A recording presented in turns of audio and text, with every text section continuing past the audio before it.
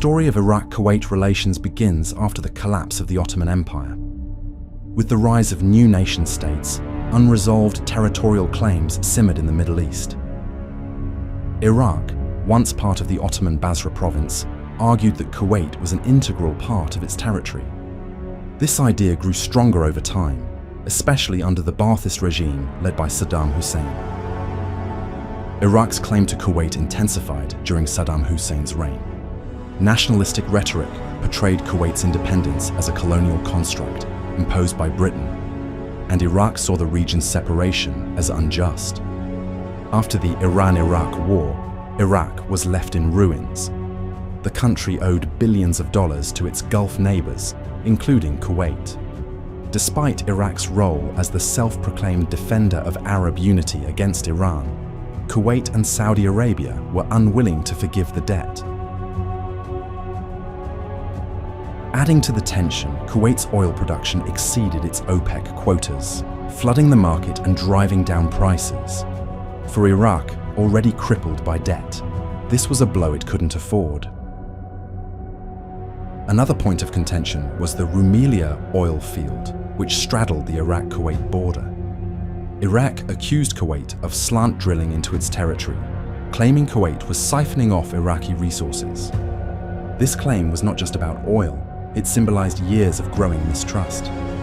Saddam Hussein, using this as a pretext, demanded reparations and threatened military action. Saddam Hussein's rhetoric grew fiercer, accusing Kuwait of economic sabotage and alignment with Western powers. For Saddam, Kuwait was not only an economic problem, but a geopolitical one. Annexing Kuwait would also restore Iraq's access to the Persian Gulf, securing its economic and military interests in the region. On August 2, 1990, the once thriving nation of Kuwait was thrust into chaos as Iraqi forces stormed its borders, launching an invasion that would leave deep scars on the land and its people. This is the story of that occupation. Iraqi soldiers swiftly established a heavy presence in Kuwait City, with tanks and soldiers stationed at key locations. Curfews were imposed, and checkpoints scattered across the city forced civilians to live in constant fear. By August 8th, Saddam declared Kuwait the 19th province of Iraq, a symbolic victory in his eyes. Every corner of the city became a reminder of Iraq's control. Resistance was crushed by force, as even the slightest defiance could result in violence or worse. Kuwait's royal family, including Emir Sheikh Jabir al-Ahmad al-Sabah, fled to Saudi Arabia. With no leadership, Iraq dismantled the Kuwaiti government, replacing officials with their own loyalists and erasing the nation's identity. The Iraqi forces plundered Kuwait's wealth. Oil fields, refineries, and banks were seized.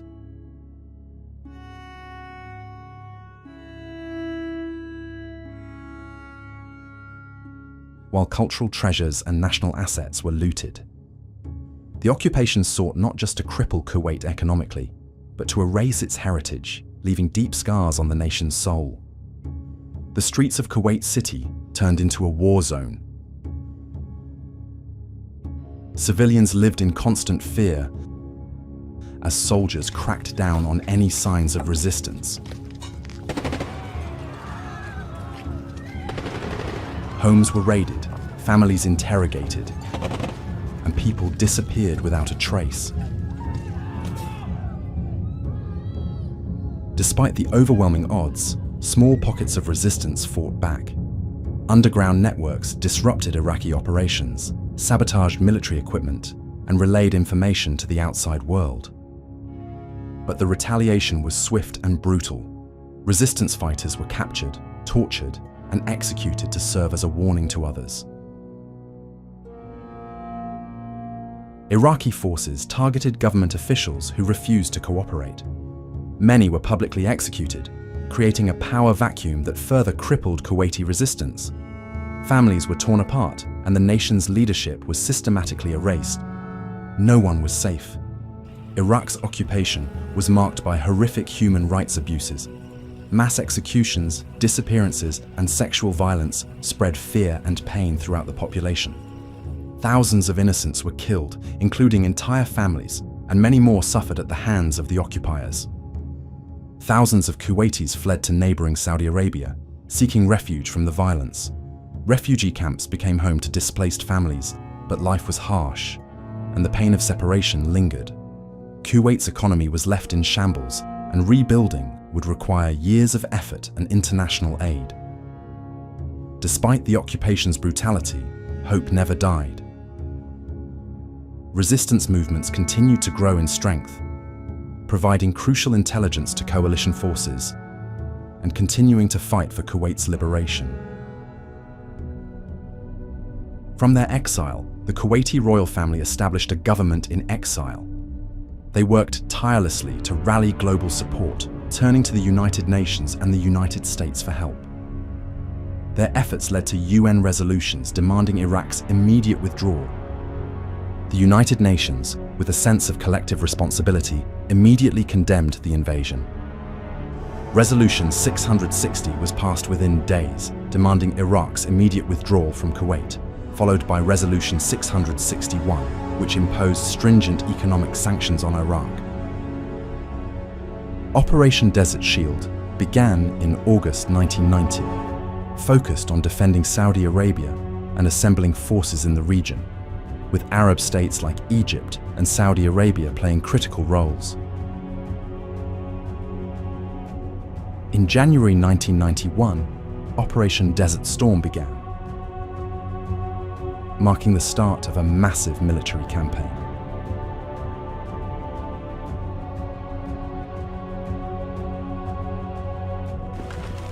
First, aerial bombardments crippled Iraq's military infrastructure.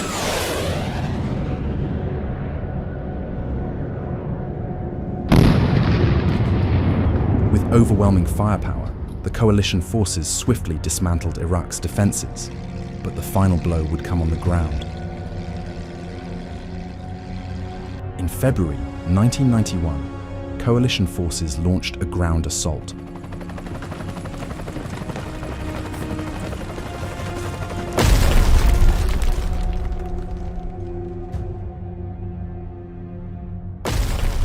The battle lasted only 100 hours, with Iraqi forces in disarray.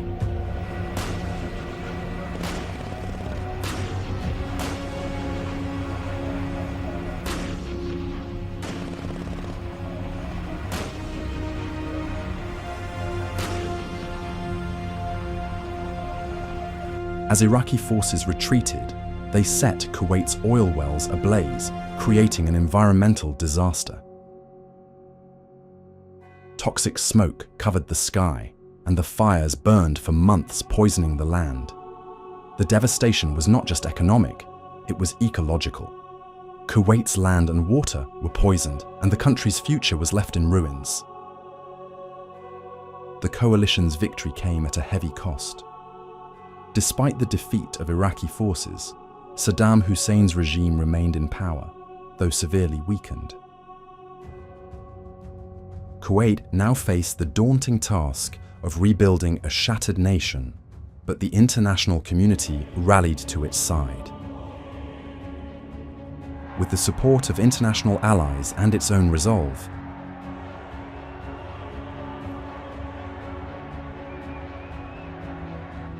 Kuwait began the long road to recovery, rebuilding the economy, restoring infrastructure,